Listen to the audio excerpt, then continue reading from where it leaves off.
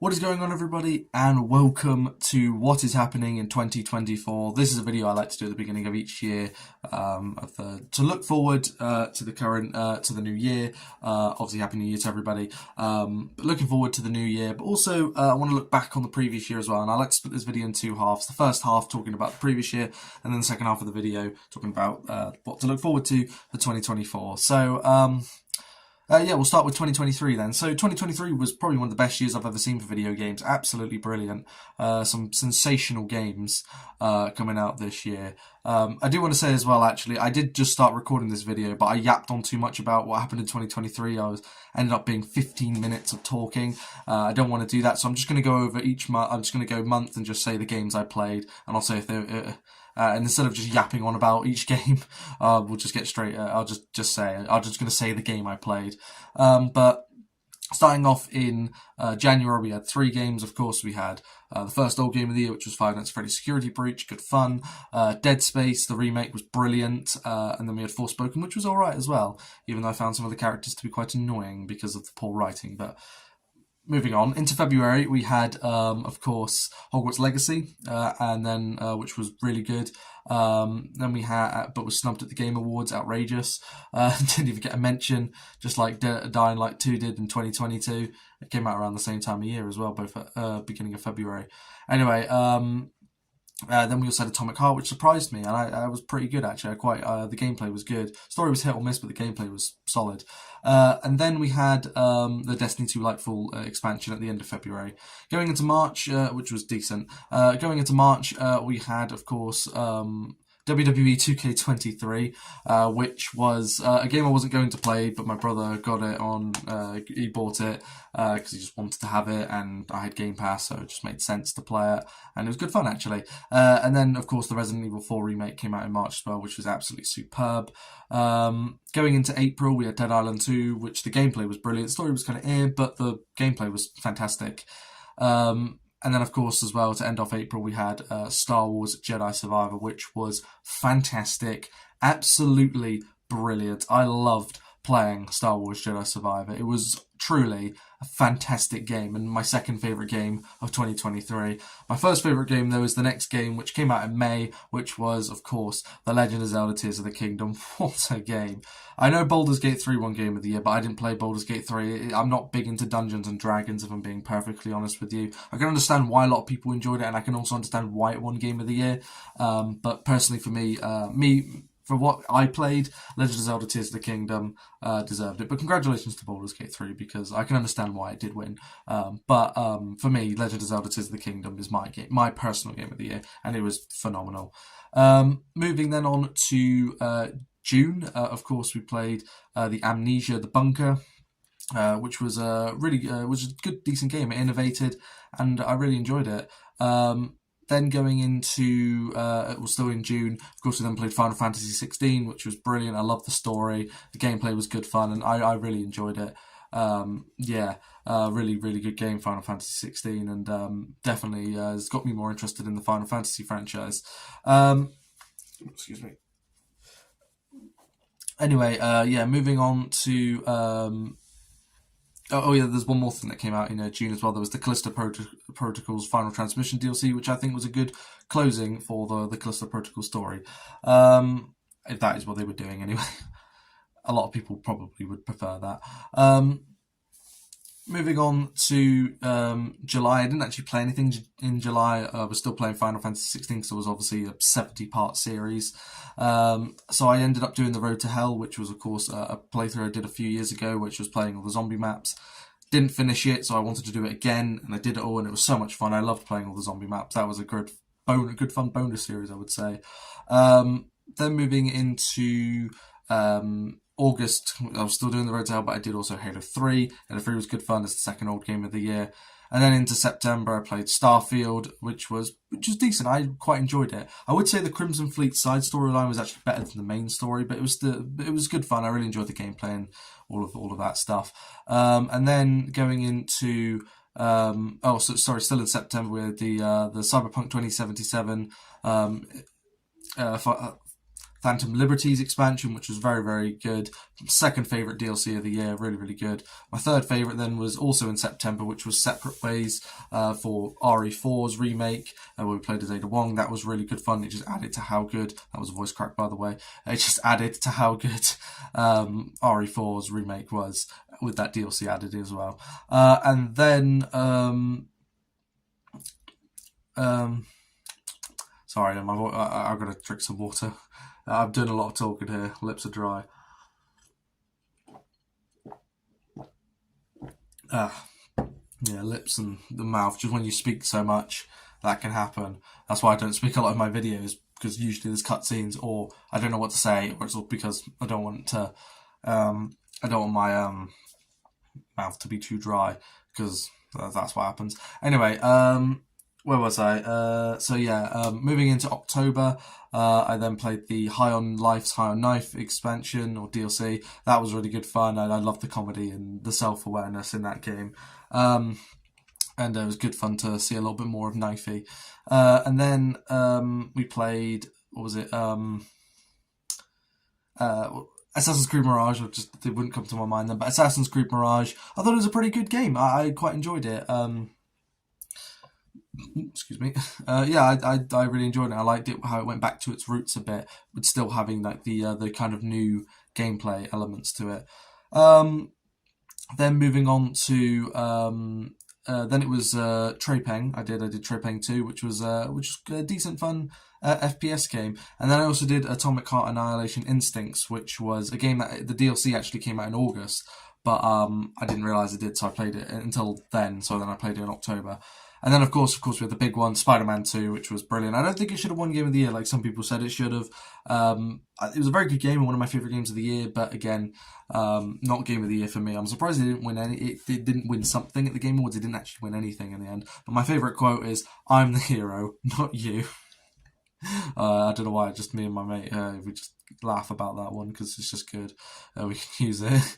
We just like to use it on ourselves, on each other or other people, because it's funny to use, but... shut up. It's our comedy, alright?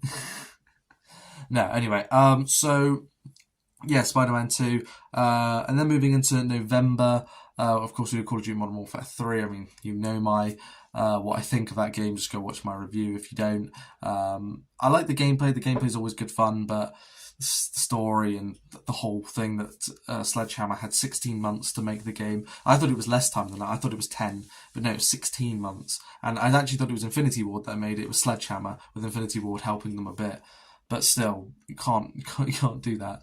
And yeah, yeah, also in Call of Duty, also in November, we had Alan Wake 2. It did come out at the end of October, but again, it was quite congested with Spider-Man 2 and then Call of Duty Modern Warfare 3 coming out. So I did it in the second half of November where there was no games. So that I was going to play. I was going to play the RoboCop game, but I ended up changing my mind on that one. Sorry, I just got a bit of gas trying to escape. But yeah, I was going to play that one, but then I just decided not to, just because it was also coming around Christmas time, and you know, money can be a bit tight sometimes. So I actually ended up having to sacrifice not doing that series. So I chose not to. I chose not to do it. It was a decent game that a lot of people said, but Alan Wake 2 was brilliant. That was a hidden gem of this year, and I was glad that it won some stuff at the Game Awards. And then also as well, we had the Dead Island 2 expansion, which was the House expansion. I thought that was really, really good. And yeah, then moving into December, the House expansion was for Dead Island 2, as I said. I think I already said that. I don't know. I've lost my train of thought now.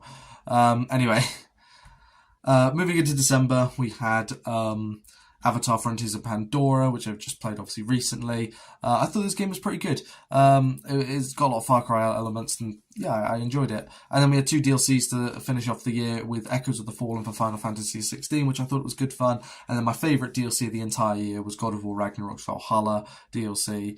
Just to play God of War again was good fun. I played it on PS5 this time, and I didn't have to replay through the entire game again just to get to the DLC. I could just play the DLC straight up, which is good because all my progress is saved on a different PlayStation. So yeah. And yeah, that was 2023. As I said, I thought it was a really good year for games. I thought there was some really good games. There was some bad ones like Redfall, Walking Dead Destinies, that Kong game, Madden 23, Lord of the Rings Gollum. Um, I guess by default, the worst game I played this year, which will be on a lot of people's worst games of the year list, will probably be Forspoken or Modern Warfare 3. It wouldn't surprise me if they both ended up on Angry Joe's list. They probably will be, along with the games I've just said there that a lot of people didn't like. And yeah, I thought 2023 was one of the best years for gaming in gaming history. But yeah, it's just, everyone's got their own opinion at the end of the day. But a lot of people would agree, I think, have agreed, saying that this is one of the best years for games. So, it's 2023, and I managed to get that one just under 11 minutes, so well done to me.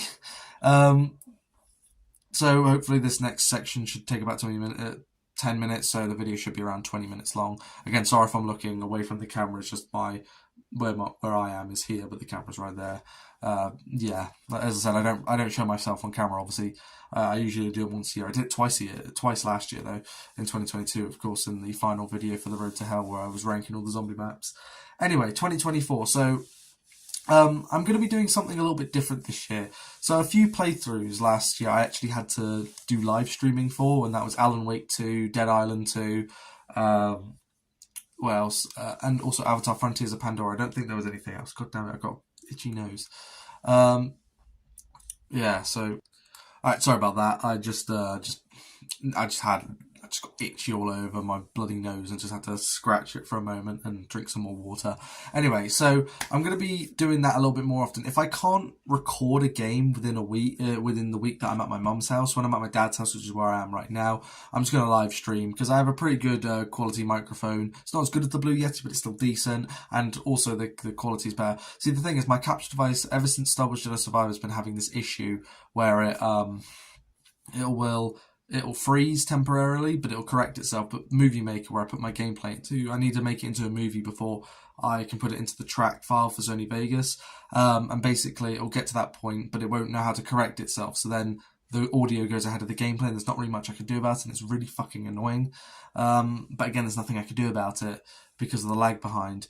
So, yeah, what's going to happen instead, going forward, is I will still record on my capture device. PlayStation playthroughs are going to have to be on my capture device, but with Xbox ones, which is the majority of this, of what I play on, is my main system that I play on anyway, I will live stream some from here because there's not really much difference in quality, to be honest with you. If anything, it actually might be better, which might be alarm bells on my capture device. Anyway, so 2024, what can we expect? Well, there are quite a lot. The list actually wasn't that big initially until I looked at some anticipated games for 2024, and a few more games have been added to the list. So I'm going to go over games that have got release dates already, and then I'm going to go over games that are going to come out this year that haven't got a release date yet. And then I even might talk about some games that are probably not going to come out this year, but I kind of wish they did, but hey ho. Anyway, so first off, in January, we will have, of course, the first old game of the year, which is going to be Halo Reach, because I wanted to do Halo Reach in August, but I chose to do Halo 3 instead. Halo 3 is my favourite Halo. Halo Reach is a very close second. So I'm going to do Halo Reach. It's a nice short game because I'm a little bit busier this month of January. So I think that'll be a good start to the year, and I'm going to actually start recording it later on this evening. So that's the first game. The second game in January as well, there's two of them altogether, there's two playthroughs, and that is on the 19th of January, and that is going to be The Last of Us Part 2's remaster. Now, I wouldn't have covered this if I'd played the game in 2020 on my channel, but I didn't because I didn't have a PlayStation at the time, and I had the copy of the PS4 version for ages, and it's just kind of just been sitting there. I have my feelings towards the story of The Last of Us 2. But it's only going to be £10 to get the PS5 upgrade, so that's not too bad. And I need to play it. I do need to play it, experience it for myself because I only watched somebody play it. But that cutscene at the beginning, you know what it is. I hate it. I hate then, Abby's section where Abby just gets the better section, let's be honest here. She gets more weapons, she's been playing with dogs. Ellie, she gets not as many weapons and she's like killing dogs and all of that, making herself look like the bad person. They try really, really hard to make you like Abby. We've all seen the videos and stuff. A lot of people have it, but I'm going to play it because I need to play it and I want to play it on my channel. and yeah, but that is my feelings on it, and I probably will preach about it a couple times during my playthrough of the game. But I am excited though to play it because the gameplay, however, is really good fun, and that's what I'm excited to play. Is the game for the gameplay. Anyway, that's January. Moving into February, here we have 3 playthroughs, I believe. Yeah. So on the second of February, we have Suicide Squad Kills the Justice League. So I guess is the first new game of 2024. Of course, this game was meant to come out in May of last year, but it is coming out on the 2nd as it stands, and I think that is going to be its release date. This is the Rocksteady game. I mean, I've been a big fan of Rocksteady. I loved Arkham Asylum, Arkham City, and Arkham Knight. They didn't do Arkham Origins. The guys who made Gotham Knights made Arkham Origins, but I believe. Yeah. So I know this game's got a lot of people very concerned, I guess, or very wary of what this game could be. I'm putting myself in a similar boat. You know, I'm not sure how this game's going to go. I hope it's good. I am excited for it. I am going to play it, and yeah, I think it's and I hope it's going to be a good game. Just have a glass of water here.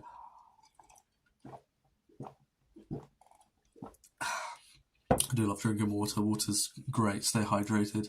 Anyway, yeah, so coming out on the 13th of February, the next game. It's actually I don't think it's a triple A game. I think it's more of a double A game, but it looks good, and it's called Banishers: Ghosts of New Eden. So I saw a bit of gameplay for this one, and it actually looks really good. It's basically about this guy who's like a ghost hunter. And he hunts all these like ghost beasts and all of that.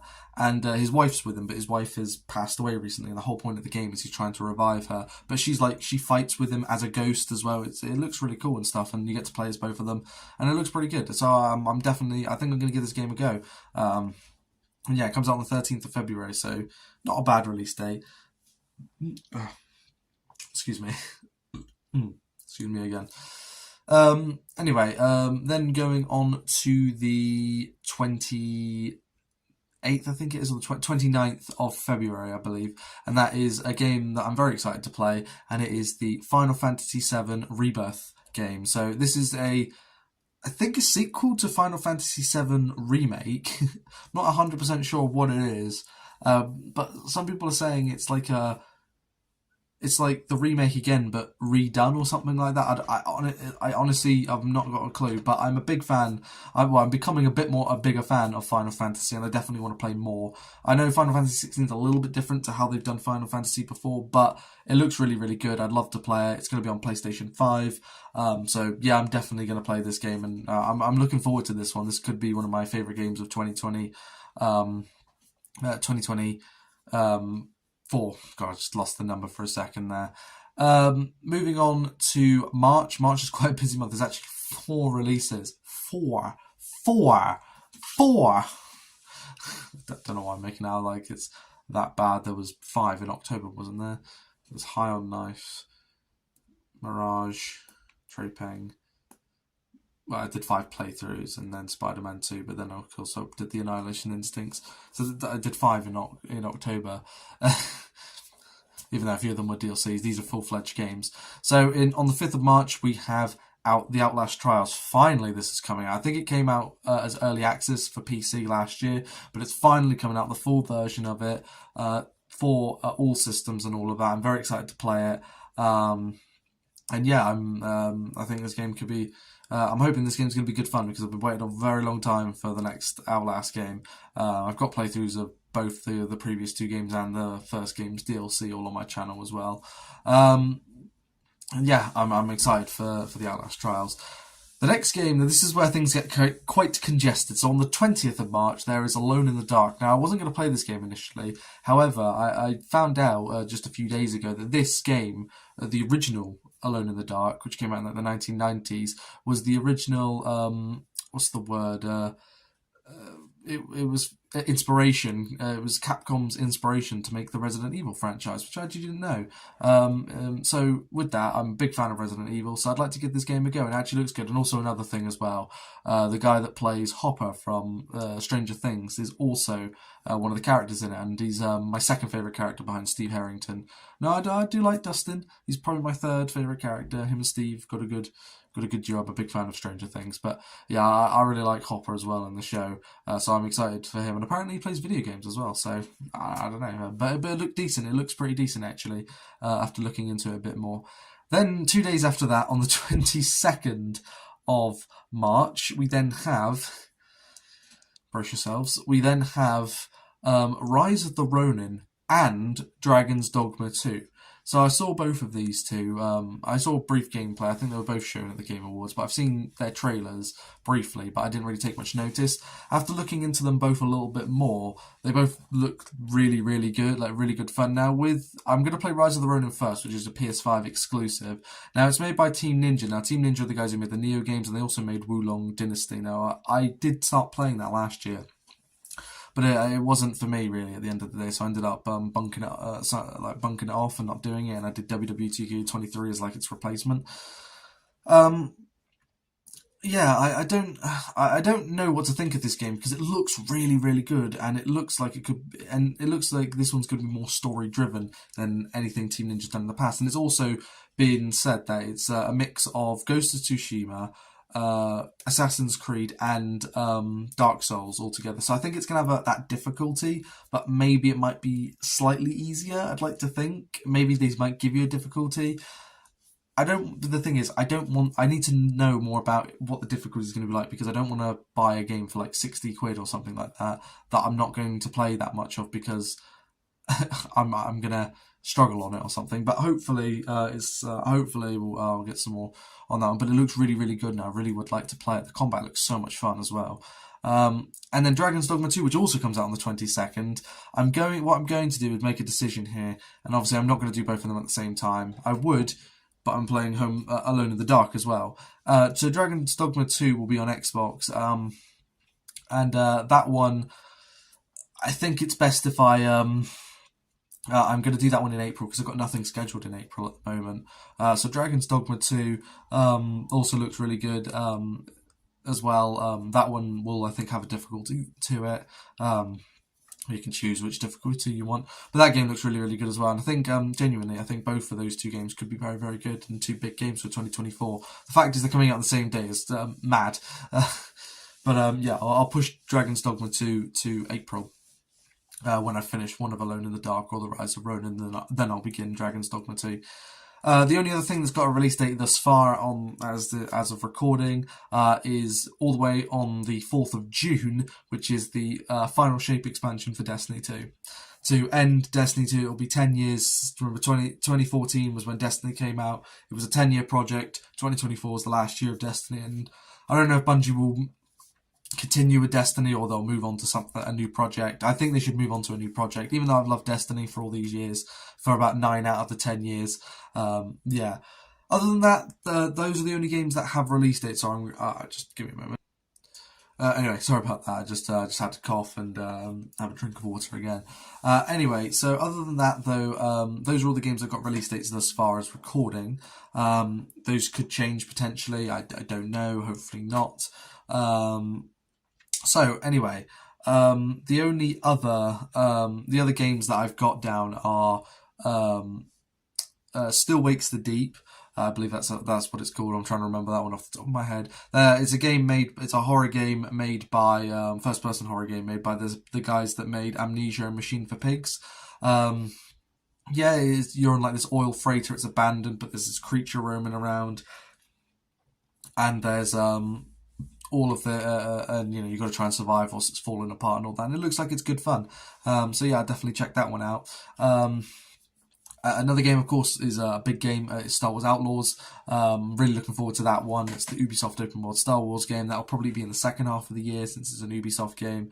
But yeah, I'm really looking forward to that game. I think it's going to be a really, really good one. And yeah, there's that one again.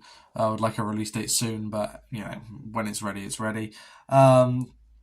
I've also obviously there'll be a Call of Duty game this year. It's made by Treyarch, so it's going to have Black Ops in the title, and I think it's going to be themed around the Gulf War. So I think it's going to be called Call of Duty Black Ops Gulf War. That's just my predicted title for Call of Duty this year. But I think this one could be a good one because they've actually had a couple of years to make the game. To say that, you know. Other than that, though, there's another game called Clockwork Revolutions. Which reminds me a lot of Bioshock Infinite. It gives me a lot of Bioshock Infinite vibes. Yeah, that's what it gives me. That's slated still for 2024. Judas was the other game, by the way, that looked like the first two Bioshock games, but that's not coming out until 2025. I don't think there's anything else in terms of new games. There is in the spring there will be another. There'll be the second DLC for Final Fantasy 16, and I also think the second and third DLC for Atomic Heart will also come out this year. That is expected. There'll be probably some other DLCs. Remember from other games as well. I didn't see a lot of DLCs. A lot of the DLCs because it was 9 last year, which is a new record for me. A lot of them I didn't realize that they were coming out until they did. You know. So I don't think is there anything else really in terms of that is confirmed for this year. I have a whole list and stuff, and I've probably missed one game out, and I'm gonna be like, "What are you doing, mate? How have you missed that game?" Oh yes, there is one. Little Nightmares 3. Little Nightmares 3 is coming out this year. I'm very much looking forward to Little Nightmares 3. It's not being made by the guys though that made the first two games, so that's different. It's being made by Supermassive Entertainment, the guys who made The Quarry and Until Dawn and the Dark Pictures anthology games. This video is nearly 30 minutes anyway, so that's great. There was a lot of games in 2023, and there's a lot of games for 2024 as well. So you know, it takes a lot when I'm rambling, and I'm not even rambling that much really. Anyway, let's continue. What else is there? Avowed. Avowed is another game. Avowed is on the list as well. That looked pretty good. I don't think there's anything else that is slated for 2023. What I would say is there were 3 other games I had on my list, but I don't think any of them are coming out this year. So the first 2 is Fable and Death Stranding 2. I think both of them are coming out in 2025. I doubt they're both coming out this year. It just doesn't seem likely at this point. I don't think they'll be ready until 2025, which 2025 has already sounded like a stacked year with those 2 and GTA 6 as well. So, and apparently even the Division 3 is on its way as well. So there's that as well. I don't think there's anything else. I'm just trying to think if there's anything else on the list, but no, there isn't. The only other game I had down was Gears of War 6, because I'm just hoping. I'm a big fan of Gears of War, and I just don't, and I don't think it's coming out anytime soon, because I looked up if there was any news on Gears of War 6, and they said if it is going to come out, it's probably going to come out in 2026. So, yeah. Don't know if we'll be seeing that. And of course, as well, there will be another old game this year. I don't know what that's going to be. At the moment, I think I put down on my list Resident Evil 2's remake. But that's just for the moment. That could change. Other than that, sorry about the cut there, guys. I ran out of room on my bloody camera. So, yeah, that's it really. I'm just gonna end this video here, and it looks like it's gonna be a pretty good year again for games, and let's hope it continues. So thank you for watching. I'll see you next time. All right, bye.